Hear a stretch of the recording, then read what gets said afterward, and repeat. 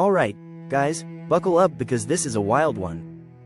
So, I need to tell you about how I met Emily, the girl I thought was way out of my league, and how, through a series of very questionable choices on my part, we somehow ended up together. This is the story of how I almost ruined it 100 times, but didn't. Barely. So, it all starts at this cafe I go to all the time. And when I say all the time, I mean the barista knows my name, my order, and probably my deepest secrets by now.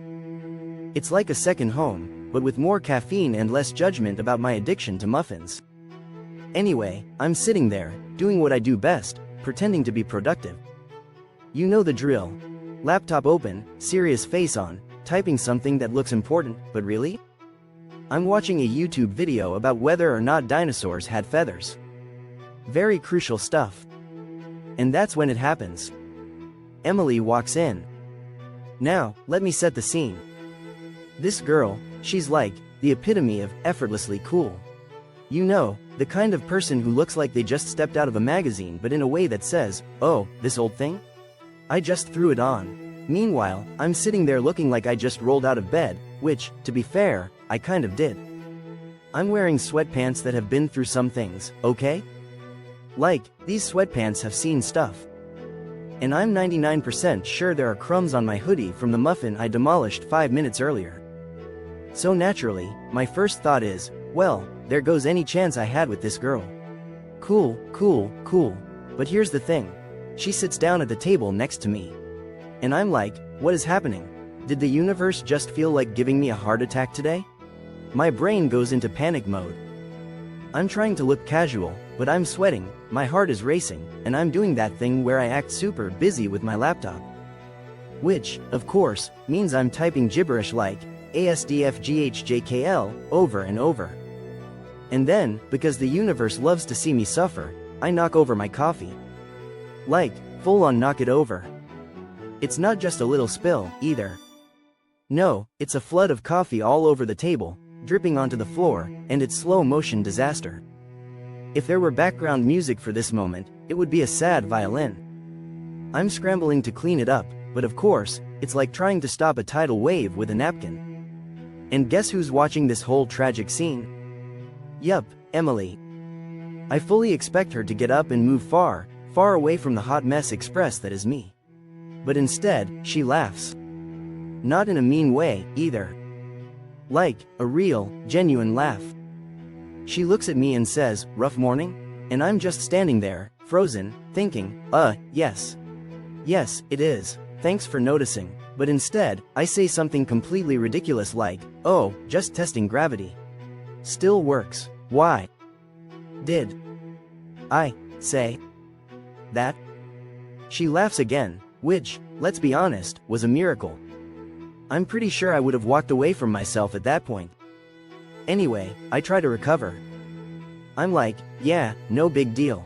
Happens all the time, which, let's be clear, it doesn't. But somehow, instead of running for the hills, she keeps talking to me. We start chatting about random stuff. Our love of coffee, how Mondays are the worst, and I try really hard not to embarrass myself further. And you know what? It goes surprisingly well. We actually have a great conversation. So, I'm thinking, okay, not bad. I didn't completely blow it. She's laughing, we're talking, maybe I've got a shot. But then, classic me, I decide to do the one thing that absolutely no one asked for. I invite her to help me clean up the spilled coffee. Like, why? Why did I think that was a good idea? In what universe is a girl going to want to help some random guy clean up a coffee disaster? Spoiler alert, she doesn't. She politely declines, and I'm like, yep, saw that coming. But, and this is the important part, she doesn't leave. She stays. We keep talking. And I'm thinking, wow, okay, maybe I didn't just ruin everything. Maybe this is going somewhere. Fast forward a few days.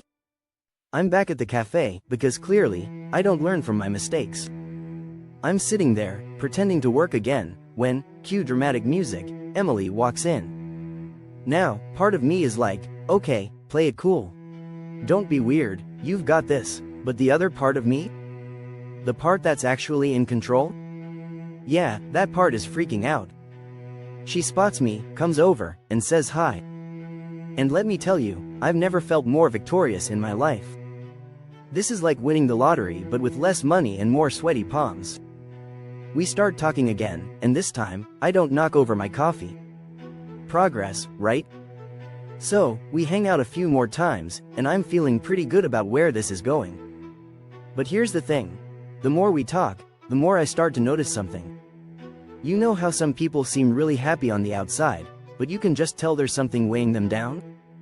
That was Emily. She'd laugh, she'd joke, but every now and then, there'd be this look in her eyes, like she was carrying something heavy. One day, I decide to ask her about it. Which, by the way, is not the smartest thing I've ever done. I'm thinking, okay, just keep it light, don't get too personal, but instead, I blurt out, "Are you okay?" Smooth, right?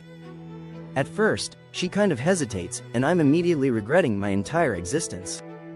I'm thinking, great, she's going to think I'm prying, and now she'll never talk to me again. But then, she opens up. She tells me she's been going through some tough stuff, feeling overwhelmed, dealing with stress, and just not feeling like herself. And suddenly, it all makes sense. The little things I'd been noticing, the times she seemed distant, it wasn't about me. She was going through her own stuff. So, what do? I tell her, hey, you don't have to be perfect with me. I'm literally the guy who spilled coffee on himself, remember? She laughs, and this time, it feels like something shifts. Like, for the first time, she's not just talking to me, she's really letting me in. From there, things start to change. We hang out more, and it's not just about fun anymore. We're talking about real things, life, struggles, the kind of stuff that matters. And let me tell you, it wasn't perfect. There were days when Emily needed space, and I had to learn how to give her that. There were times when I doubted if I was doing enough, or if I was even the right person to be there for her. But somehow, we made it work. Slowly, but surely, things got better. Not just between us, but for her, too.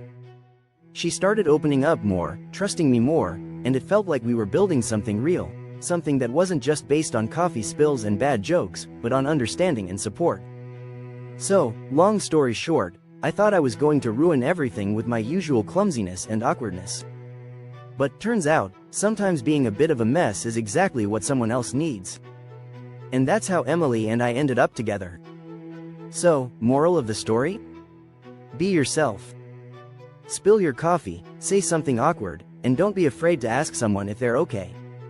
You never know, it might just be the thing that brings you closer to